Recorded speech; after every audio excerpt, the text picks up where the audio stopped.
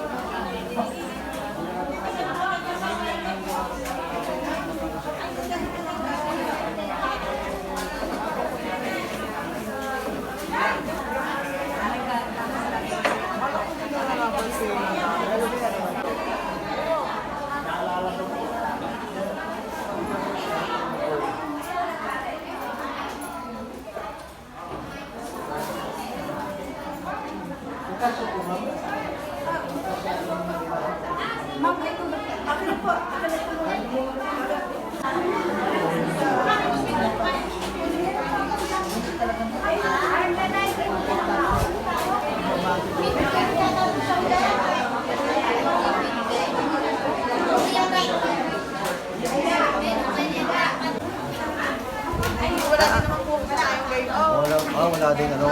Kasi napakalaman naman pag may power. Pero wala tayong sound system.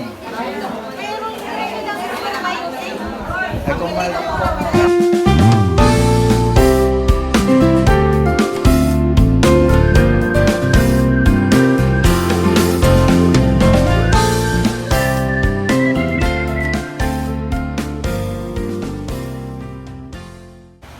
Sa usaping responsableng pagkamagulang na sa ngayon ay sapat at tama, ngunit sa parehong oras ay dapat na maunawaan ng wasto. Marami para sa pinag-aralan para masabi natin perfecto, but instead, how we train and how we treat our children.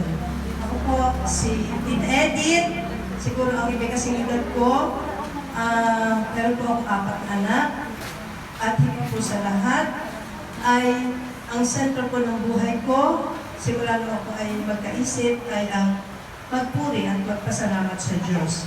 Kung sa aming panayam ay magbibigay ako ng mga punto at hayaan nyo ay magkasalaysay ako ng ating mga karanasan. Dito po sa Huwarang Pamilya, meron kaming, I think that was 2017. Na meron po kami po ay naghanap ng Huwarang Pamilya sa lalawigan ng Batangas at meron po kaming nadalaw na pamilya sa Lipa. Business ko po. First time lang po siya tatayo sa katulad po na ganito. Ako po bilang isang pastor, ako po ay sanay na humarap sa maraming tao. Dahil kabilang po ako sa church, ito po ang church namin. Di ka po pagkagising na nga natin, sasabihin nga natin, naku, kulang ang aking maghapon. Yung po'y naranasan ko. Pero nung matuto po ako kung paano magkakaroon ng time management,